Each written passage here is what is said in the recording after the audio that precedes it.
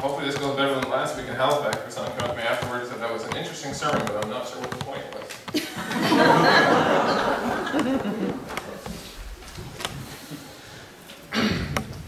It's not going to be complicated, but I think it will be thought-provoking. There are 4 Gospels. Each of them tell the story of what Jesus did when he was here. But John admits at the end of his that it's hardly detailed, because if everything had been written that he did, the whole world couldn't contain a book. So each gives us a snapshot. When you put them together, you find a bigger picture than if you had read any of them on their own. The only Gospel that tells us about the washing of the disciples' feet is John 13. None of the others mention it. But the others mention things that John doesn't mention. And when you put it all together, you come up with a picture that helps you understand what must have been going on the night that it all went down.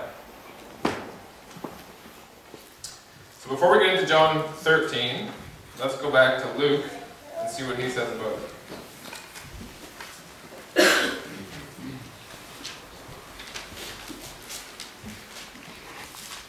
Luke chapter 22.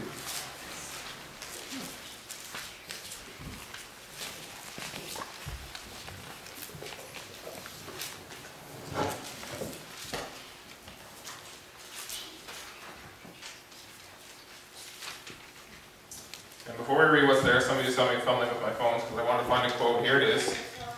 I'm going to read it 3 times because I want you to hear it and hear what it says and think about it. This is from, and you'll remember the page number, no problem, it's page 666. From volume 5 of the Testimonies. Testimonies, volume 5, page 666. She says, I referred them to ancient Israel. God gave them his law, but they would not obey it. He then gave them ceremonies and ordinances, that in the performance of them, God might be kept in their memory.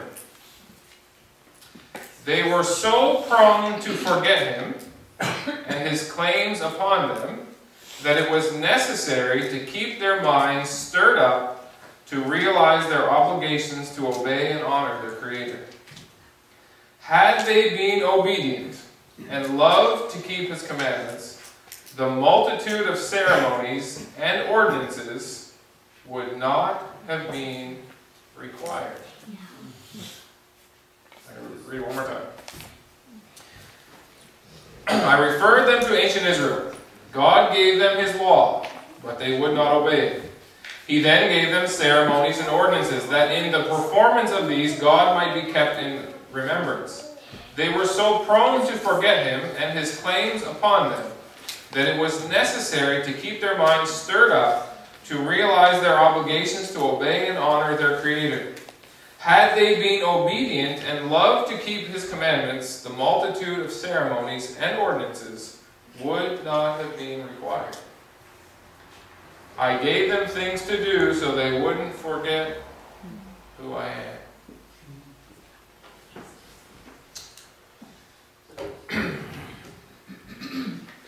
So we have an ordinance in the Seventh-day Adventist Church that most churches don't keep it, the ordinance of foot washing, humility. Only mentioned in the Gospel of John. Here's what Luke tells us. Luke chapter 22.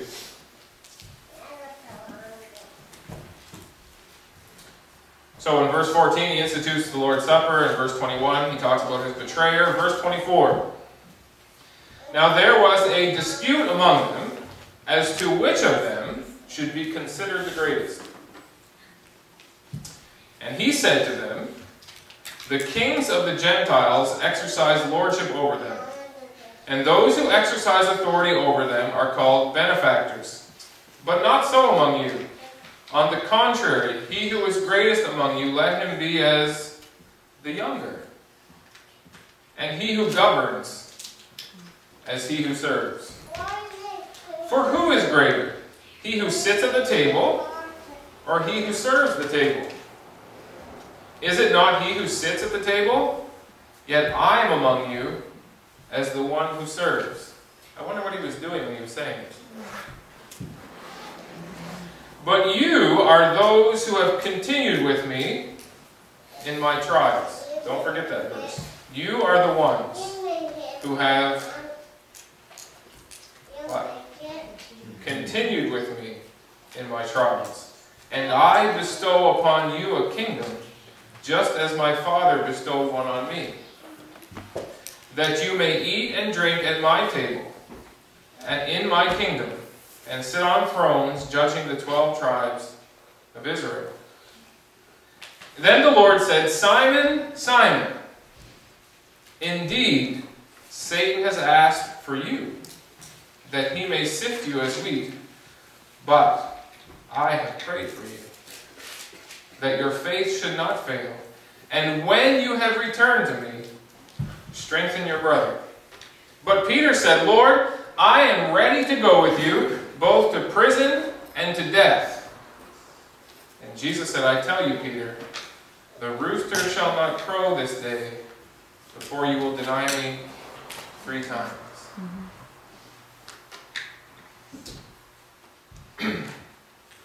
Now come back to Matthew.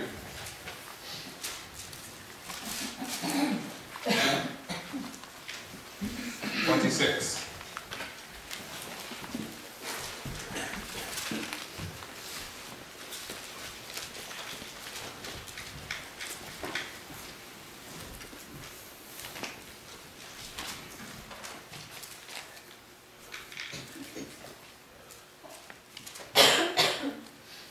So just to get the chronology, in Luke says that Jesus instituted the Lord's Supper. He announced his betrayer.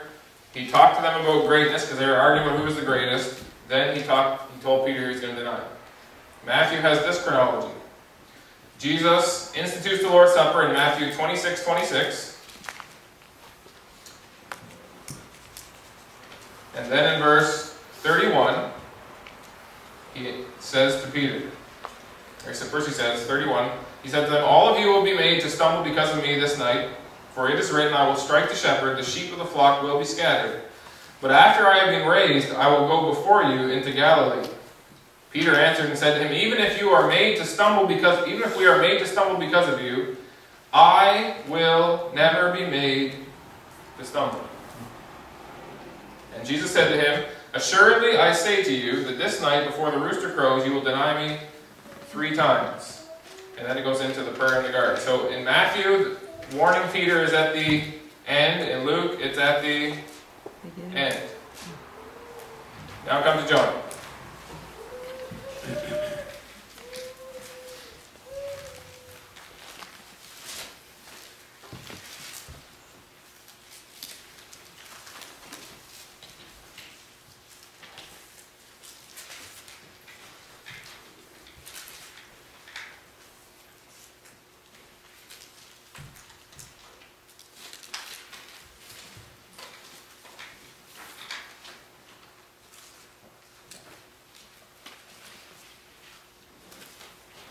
Very interesting.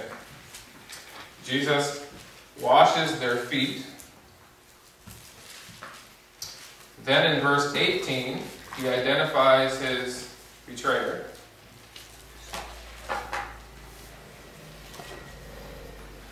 Then in verse 31, he gives them the new commandment to love each other as he has loved them. Verse 31 and onward. Then in verse 36, he predicts the betrayal of Peter.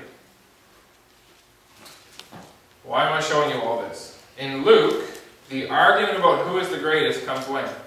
It comes after Jesus identifies his betrayer. But John tells us that the foot washing was prior to Jesus announcing his betrayer. So they've already been through the ordinance of humility. And they're still arguing about who is the greatest.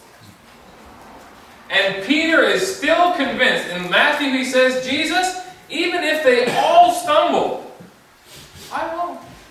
You can trust me. My dad always said, don't trust anybody who says, trust me.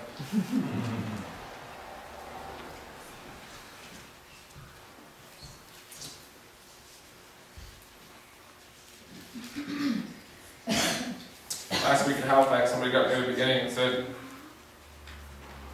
I'm going to read for you the greatest promise in the Bible. Of course, the wheels start spinning. greatest promise of the Bible. How do you even determine which one that is? Is it John 3:16? Is it John 14? Is it all the great ones in Isaiah? Is it Jeremiah? But he started reading it, and everybody started saying with him, "Let not your heart be troubled. You believe in God, believe also in me. In my Father's house are many rooms," mansions, depending on your translation, it should be rooms. "If it were not so, I would have told you. I go prepare a place for you. If it were not so, I would have told you. That where I will come and receive you unto myself, that where I am, there you may be also." Do you know where that promise is? John 14, 1 to 3. Do you know what comes right before that promise? Right before. Nothing in between. Verse 36 of 13, Simon Peter said to him, "Lord, where are you going?" And Jesus answered him, "Where I am going, you cannot follow now, but you will follow later." Remember in Matthew, Jesus said, "You are the ones who have followed me in all of my trials. Where I go, you go. But you can't follow me right now, but you will follow me after." Peter said to him, "Lord, why can I not follow you now? I will lay down my life for you." Think about that statement. Jesus answered him and said, "Really? Will you lay down your life for me?"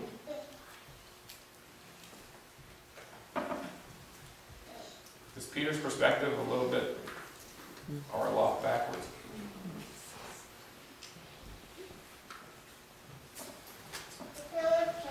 Could it be?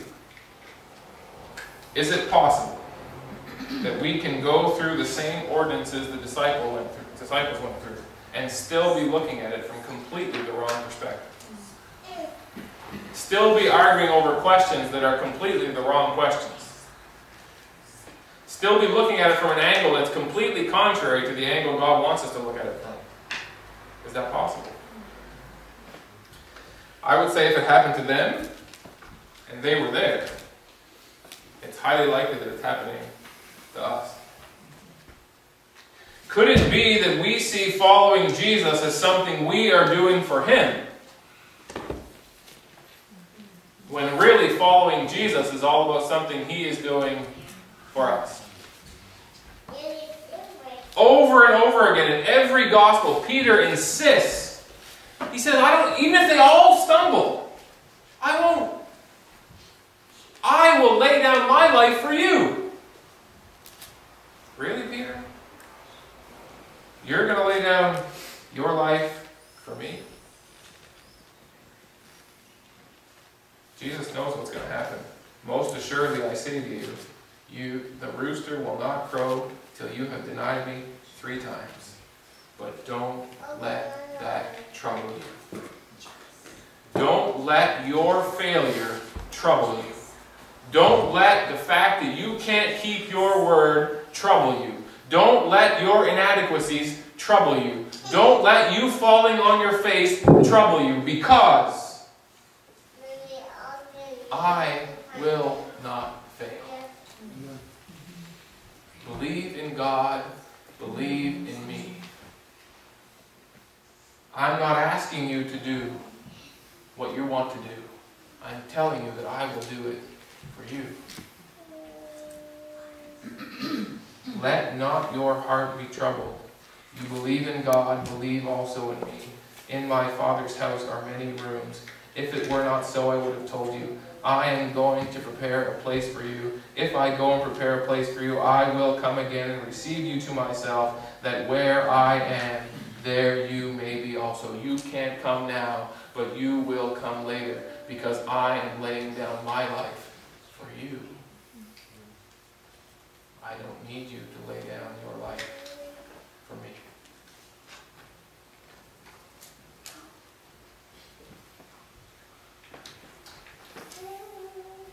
Where I am going, you know, and the way you know. And Thomas said, "Lord, we don't know where you're going. And how can we possibly know the way? Jesus said to them, I am the way. I am the truth. I am the life. No one comes to the Father except through me. You see, in the world, we value the people that break the ribbon first at the finish line. We value and exalt the people who make it. Jesus didn't come to find the people who can make it. He came so that he could make it, so that those who couldn't make it could follow him through the finish line. It's completely backwards to our whole way of thinking. I am the way. I am the truth. I am the life. In Matthew, he said, you are the ones who have followed me through my trials. Where I go, you go. Does that sound familiar? What's the introduction to the three angels' messages? Here are they who follow the Lamb wherever he goes. You may fail in your going. You may let others down. You may let yourself down. You may fail in ways that you never dreamed you could fail. But if you keep following, he has a room for you. You will make it because he already made it. If you follow him, the room is ready, and you will be there.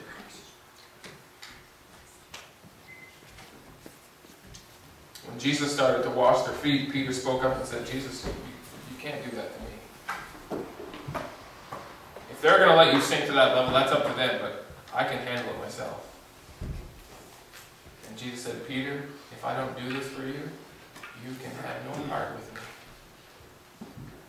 And Peter said, if that's true, then then wash me all. Peter thought more of himself than he ought. He was pompous, he was arrogant, he was impulsive, but Peter was always where Jesus was. Stay with Jesus, and he will see you through all your failures, all your successes, all your challenges, and you will end up in the room he has made for you. We will separate now for the foot wash.